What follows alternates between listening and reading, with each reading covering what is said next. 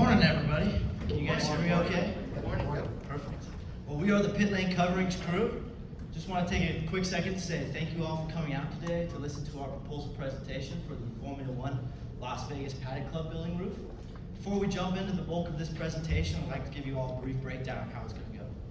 So first of all, I'm going to introduce our project team. Then I'm going to give you guys a brief background on our company history, talk about our workplace philosophy, our philanthropy, and then our estimate. Then I'm going to hand it over to my project team to talk about some project logistics and of course that value engineering alternate you guys are all going to love to hear about. So first of all, let's meet our team. First picture you're going to see is myself, William McGuire, the senior project manager. Then to the right of myself is our superintendent, Caleb Borden. Next to him is our safety manager, Carson Stevens. And last but certainly not least, Dennis Aspero, our QA/QC manager. So our company history, founded in 1950 by Muhammad Maheni. Fast forward about 20 years later, we reached a revenue of about $50 million where we invested that into our first Formula One racing team. 20 years after that, we solely decided to focus on the roofing industry and leave general contracting behind us. And in 2010, we secured our first contract with Formula One and closing the Circuit of Americas in Austin, Texas. And now, presently today, we're standing in front of you guys to win our fourth contract with Formula One. So our workplace philosophy. Our promise is to always deliver quality workmanship, and our philosophy is to build positive customer relationships, to have repeat clientele. And lastly, our vision is safety, because we all know safety is the most important part of the job to get our employees home every night to their families. Our philanthropy. We choose to partner with Racing for Kids. Not only does it give us the opportunity to connect with the racing community, but also give us a way to give to child health care.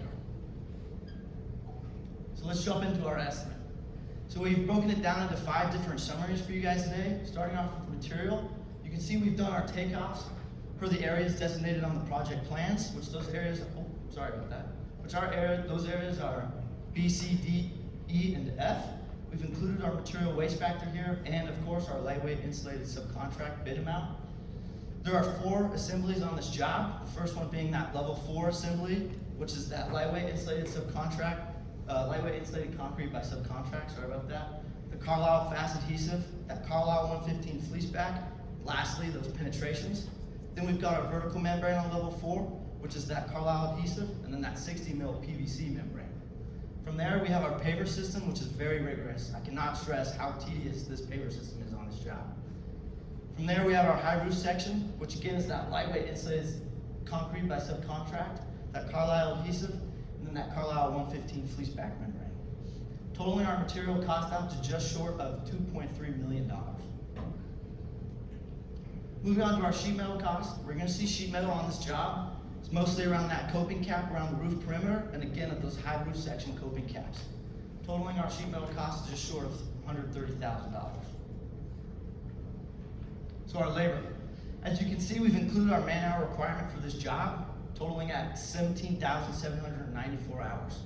Again, those paver systems, that paver system is going to be a huge allocation to those man-hours. Totaling out our labor cost to just short of $900,000. Moving on to our equipment. As you can see, we've included 2 6,000 rough terrain forklifts, both varying in durations. We want to get those demobbed off-site when not being used to save you guys as much money as possible. Again, we've done the same thing here with our 60-ton cranes. We've included our environmental fees and our refueling fees, totaling our equipment cost of $290,000.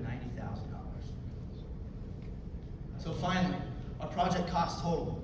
As you can see, we're just shy of $5 million, and we've also included our manufacturer warranty, payment and performance bond, office overhead, and our profit percentages into this total estimate. Now I'd like to hand it over to our superintendent to talk about the project execution plan. Thank you, Will. Hi everybody, my name is Caleb Borden. I'm going to be the superintendent for this project. I will be on site every day during the entire duration of the project. Sorry about that. I'm known for getting jobs done on time and under budget, so I'm going to be your man for this. Let's jump into the site logistics plan. As Will said, we're going to have 2 cranes on site, 1 on each end of the building. We're proposing a laydown area in between these 2 cranes to make sure we can get the materials hoisted up properly. We know this job's going to be really congested. There's a lot of things going on. If we can't find that much laydown area, we have a yard proposed off-site to store materials if needed. What's cool about this project is it's a 3-phase project. It's unique because phase 3 and phase 2 start at the exact same time. Once phase 1 is complete, we get the pavers going, and then we get the membrane on the other side, and we just follow suit. Now we'll jump into the schedule. A couple important dates: we start on March 14th, end on May 31st, and have a total duration of 57 days. Because of our phasing plan, we end up saving a week on the schedule that was allowed. Another important one I want to point out is we have the 2 cranes on the schedule to the right. Crane 1 is there for 33 days, and crane 2 is there for 46 days. Trying to save as much money as we can and utilize as much space as we need. Onto our equipment plan. Like Will said, we have 2 60-ton cranes that are going to be on site. We're going to have motorized pallet jacks on the roof to move the pavers and any other heavy materials. Rough terrain forklifts are going to be on the ground, 2 of them, making sure that the materials from the truck to the crane is getting transported properly. We're going to have Raptors and Grizzlies along everywhere on the roof to make sure that our employees can tie off properly if needed. Hilti exosuits are going to be used to help speed up production as well. And then we had to get a custom lift cage fabricated for the pavers. We did this to make sure that when we're lifting them, nothing can happen and they're secure the whole way up. Onto the paver equipment. Like Will said earlier, it's our majority scope of work. It's going to be our longest duration and one of the hardest things we have to do. One of the things we're going to utilize is the core wrench to make sure we're leveling off the pedestals and having an easier time getting the roof perfect. The big block handles are going to be used as well. This is a dual assist team lift. It prevents back injuries as well as any pinch points or things that can happen to hands or fingers that get in the way. And then we're going to also use the back saver. That one kind of says what it is on its own. From there, we have a couple concerns during this project. Our biggest concern is going to be the slab moisture content prior to starting. Another concern is making sure all the rest of the trades have their work complete. What I'm going to do is be on site 2 weeks prior every day to make sure everything is happening so we can start the schedule on time. The number of trucks needed for the pavers is a huge amount. I think it's 38 semi-trucks full of pavers for this job. So we already have a yard planned if we need be, but just that's a massive amount of trucks. And then the Las Vegas heat is something out of our control. Our safety manager has an awesome plan set up to prevent that. And inclement weather is the last of our concerns. What we're going to do every night before we're done is make sure we have watertight seals throughout the whole project on any work in progress to prevent any type of moisture getting into existing work. I'll hand it off to my safety manager. Hey everybody, my name is Carson Stevens. I'm going to be the safety manager on the job. To give you a brief background, we're going to jump into some safety history, and then we're going to jump into some more site-specific safety equipment that we're going to be utilizing. To start off with safety history, as you can see on the board, we've been honored to have received the ABC National Safety Excellence Award the last 4 years. Jumping into some of the numbers at the bottom, the EMR, that's our experience modification rate. That tells how risky a contractor is. Industry standard for this is at about a 1.0. As you can see, we're well below that number. Moving on to our total recordable incident rates. This is how many incidents are occurring on our jobs. Industry standard for this is about a 3.0. Obviously we're well below that too, making us a safer contractor. Moving on to some PPE and heat prevention. To start off, we have transitioned all of our workers into type 2 construction hard hats. OSHA is currently trying to make this a mandatory requirement, and so we've already taken that first step and we've switched them all out already. Secondly, we're going to be providing full body harnesses. These are inspected before each use. If any deficiencies are found, we're making sure to pull these out of our work. Next, we're going to be providing all workers with the orange safety vest, making sure we're visible on site, making sure we're not responsible for any accidents. Getting into some of the heat prevention items, we're going to be providing neck shields for our workers. And then this is a new item for us. It's a cooling vest that our workers can put on. It lasts up to 10 hours, and both of these are to combat that Las Vegas heat. Silica prevention. So silica is one of our biggest safety concerns on this job. With the amount of pavers that we have, there's going to be a lot of cutting needed for these to fit. So we are going to be providing brand new wet demo saws for all cutting. All workers will be given dual respiratory masks, and we're gonna have a specific area where all pavers are cut. We're gonna have signage posted around, so the whole job site knows that this is taking place and to not enter this area. Some additional safety measures. All employees that are moving these pavers on a day-to-day basis will be given some Hilti skeleton suits. This helps take off some stress and pain on the joints and muscles. First thing we do when we get on site is we're gonna set up a 6-foot warning line on our roof. Our workers know that if they are in that 6-foot area, they do not have to be tied off. If they need to get outside of that 6-foot line, our workers know that they need to be tied off before leaving that zone per OSHA. Lastly, to help with that, we're gonna be providing mobile tie-off carts on the roof. This gives our guys an easy and quick access to a safe tie-off spot, making sure we don't have to wait on any other subcontractors using these tie-offs. And then lastly, jumping into crane safety. With us having 2 large cranes on site, this is a huge stress for us. With the amount of trucks coming in, we're gonna make sure that we have flaggers for these trucks coming into site. We know it's a busy and hectic site, so we wanna make sure that our deliveries are not causing any delays. Next up, crane rigging training. All of our guys have already been trained, but we're gonna put every worker on the job through an additional refresher to make sure we're all on the same page. And then lastly, for the cranes, we're gonna provide the 2 controlled access zones where both cranes are. They'll be clearly taped off, making sure no subcontractors can go in this area while the cranes are on site. We'll also be blowing air horns on site whenever material is gonna be hoisted up to the roof, so the whole job site knows the material is gonna be overhead. Now I'm gonna pass it off to our QA/QC manager. Thank you, Carson. Hello, my name is Dennis Espera. I'm the QA/QC manager here at Pit Lane Coverings. At PLC, we value our work and our connection with our customers. Guaranteed quality is what you get when you choose PLC. Part of how we do this is through our extensive QA and QC plan. Every project, we want the chance to make it the best we can, so we have overall focuses, including before construction and during construction. Guaranteed quality, you all keep hearing about that. All our employees have the proper certifications. This includes the Pro certification and the membrane installation. Also, our employees are trained and retrained if needed. We also have daily QA/QC checks to ensure that quality. Moving on to before construction, this is more of the general things you see from job to job. First off, we have documentation, which is having and maintaining the proper documents needed. Secondly, these go hand in hand, which is the pre-construction meeting and the pre-inspection of site. This is so our team can all come together with accurate information and create a thorough game plan on how the process will go. And then moving into the material inspection, this is to double check that there's no faulty or defective materials that we are using. Into the during construction phase, first off is the accessibility.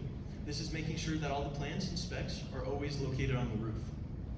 Going into inspection, testing, and tracking, this is a very rigorous process that we use at project milestones. Defect tracking in the punch process, this will help us find the mistakes and get us to that guaranteed quality. For storage, we have to make sure that the materials and equipment are stored at the proper temperatures. And then lastly, the product warranties. Our entire roof system has a product warranty of a 20-year period. Now let's dive into more of a focused analysis of the plan, the site specifics.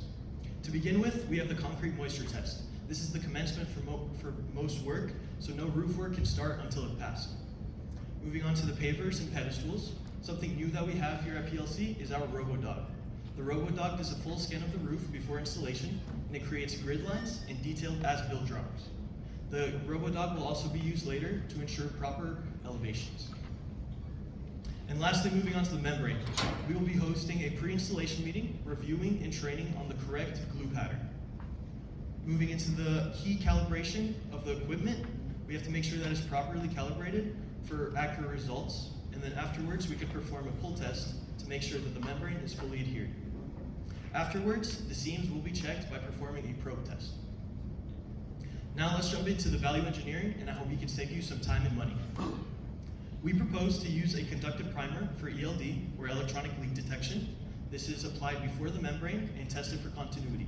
If there is continuity, you can continue with the installation and then check for leaks and breaches with the specified equipment. Now, let me hand the mic back to Will to finish this off. So why should you build with PLC? Well, as you can see, we have relative project experience doing 3 Formula One paddock buildings in the past. Our safety culture is second to none. Our execution plans are methodically and tactically thought out. Our QAQC has a very high quality, it's top tier. If you have a problem with the quality we deliver, come talk to me and I'll make sure it's up to your standards. And lastly, our advancement in technology puts us above our competitors due to the RoboDog, helping us detect defects in our work earlier on rather than later. So now I'd like to thank you all once again for your time and open it up for questions.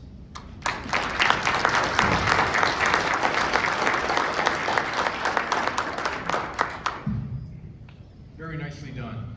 You did your homework and you presented your proposal very well. Thank you very much for that. I really appreciate the plan that you have and the equipment that you have for moving the pavers around. How much does a paver weigh? Take that. The pavers are around 88 pounds, Okay. each paver. So we want to save a lot of back strain because we can see that being a potential threat to our employees. Nice. And with the exoskeleton, that's a clever idea. How many total pavers are there? That's a good question. Right now, I do not know. I'll have to get with my project team to. That's a fair answer. Yeah, I think you said 38 truckloads of them. There's right? 38 truckloads, yeah. But not sure how many on the truck. There's a whole lot of them. A whole lot. But I can get back to you. Good answer. Yeah, that's okay. You know what? That's a fair answer. That's all right. Go ahead. Great job, guys. And now you're done, right? And we are too almost. So I've been asking questions about inspections, but you kind of you ticked something in my brain about the membrane itself. You want to use hydraulic pallet jacks, right? Did I hear that correctly? To move pavers around the roof, to put them in position, which is good because it helps move things that are heavy. How do you plan upon protecting the membrane while you're moving those pavers around the roof? Okay. If need be, we plan on putting some plywood down in place, and we'll have a designated travel path to the areas that need the pavers. Thank you. Good job, guys. I have a question related to a lot of the stuff that we're going to be doing up there, kind of as you guys are finishing up your paver work. So, aside from the tremendous amount of effort and work it's going to be to get those pavers in place, after that's done, we have concessions moving in, we have tenting, private seating areas, a lot of stuff going on, which is one of the reasons it's critical you guys finish on time.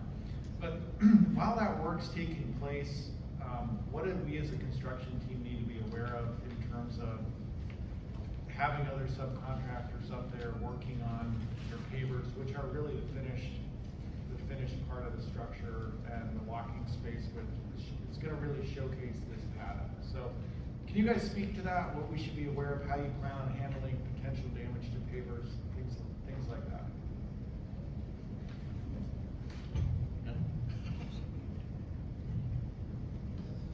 What we're planning on doing as proposed in the phase plan is starting from the left side of the building and working our way right. We wanted to work with the GC in setting up a plan to have the subcontractors following our path. If there is any existing damage to the paper, or any damage that happens to the papers, obviously we'll have to replace them, but that's just a part of the work. But we're hoping that the flow of everything can kind of follow behind us, as we'll kind of chase it that way too. Thank you. Can I add something to that as Yeah, well? please. So we do have the workmanship warranties as well. So if there are any defects or broken, pavers, then we will come and replace those for you as well. So. Guys, I want to thank you for giving us some ideas we haven't heard anyplace else. I'm glad you recognize the safety hazard with silicosis, and I'm impressed by that.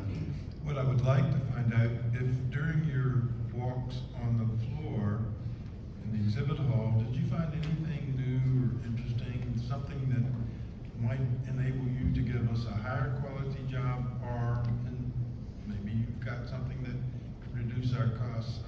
Any ideas you picked up while on the floor?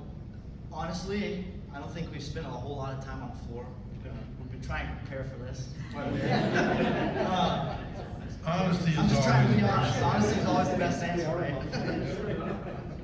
But do you guys have anything to add? Yeah, I actually can jump in on this. We were touring, we didn't get that much time, but we did find, can't remember the company's name, but it was a paver system with the pedestals, and they were self-leveling with up to 5 degrees. And so he said, and they can come out, if you give them drawings with elevations, they will tell you what height of pedestals you need. There's clips to adjust your pedestal heights. But the really cool thing was that they had that top plate.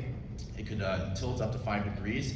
And so he was telling us that usually the roof drains are 2 degrees, so that gives you a lot of play there. So I think that would be a great one to help self-lever these pavers. That's a great answer, and I'll tell you, as many years as I've been there, I always find something new and different. Thank you. Hey, great job, guys. Our organization has a very strong commitment to our safety culture. We appreciate the portion of safety in your presentation, but I've got a couple questions for you. Number one, if you were the one award on this contract, and you're on our job site, and you've got someone working unsafe, one of your guys on your team, first off, what do? Who can stop that person from working? What's the priority there? Number two, what's your disciplinary policy in your company when you find someone working unsafe? I'll answer both of those for you. So here at PLC, we have a very strict 3-strike policy. We believe in second chances. They're our workers. We believe in the best. But first offense we find is a verbal. We document it, just making sure it's a verbal warning, make sure it gets corrected.